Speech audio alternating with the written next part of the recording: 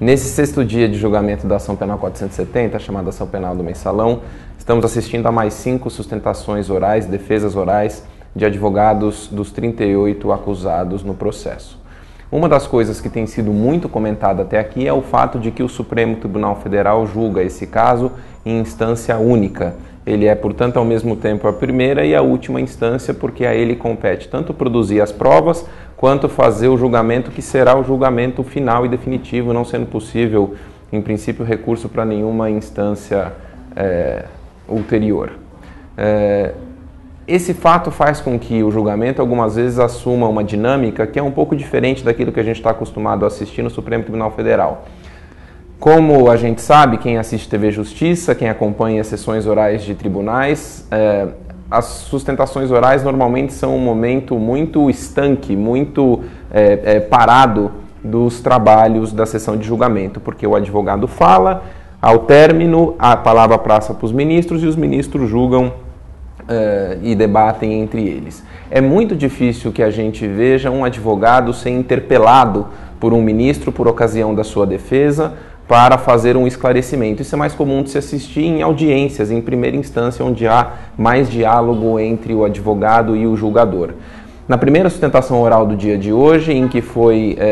falou o réu de um diretor do Banco do Brasil,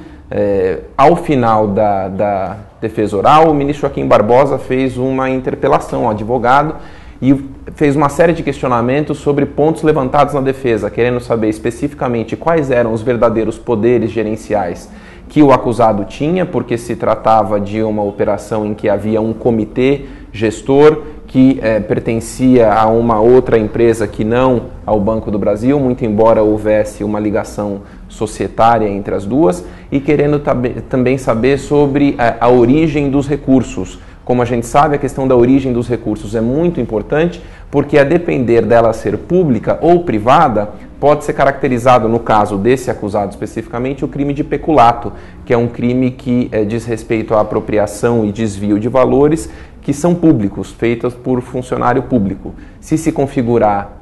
que trata-se de valores privados e não públicos, essa acusação possivelmente cairia. O mais importante, no entanto, é a gente perceber que esses